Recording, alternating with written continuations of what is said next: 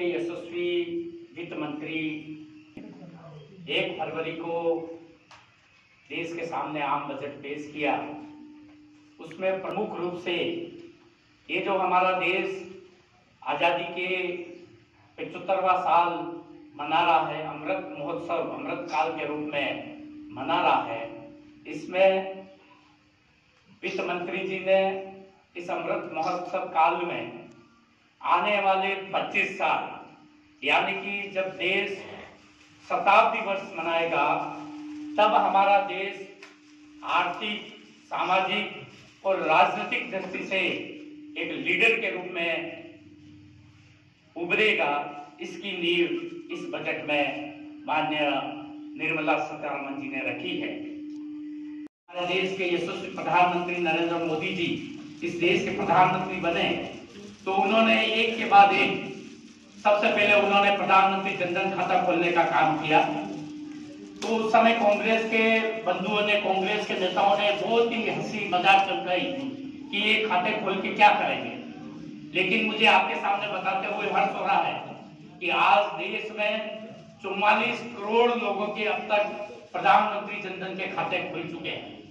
एक खाता खोलने का जो फायदे हैं वो सबसे पहला ये है कि तत्कालीन प्रधानमंत्री आदरणीय राजीव गांधी ने एक बार लाल किले से कहा था कि मैं यहां से उदयपुर और उदयपुर के गांवों के लिए राजस्थान प्रदेश में गांव दराज में जब मैं पैसा 1 रुपया भेजता हूं तो गांव जाते जाते 15 पैसा रह जाता है।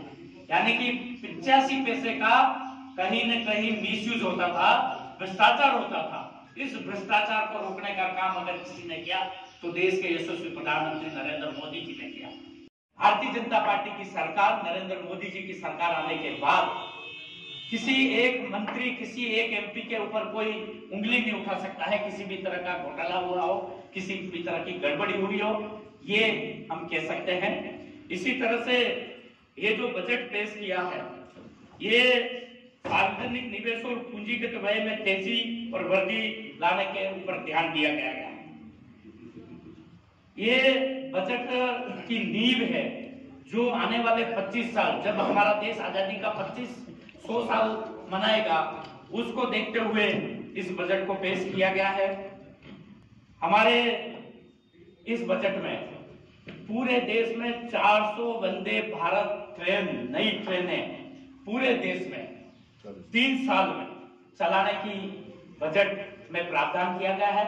और कि हमारा जो आमान परिवर्तन का जो काम है रेलवे का, ये जो 2009 में लालू प्रसाद यादव जब रेल मंत्री थे उस समय की घोषणा है, मनमोहन सिंह जी सरकार की घोषणा थी, लेकिन 4 साल में कुछ भी नहीं हुआ।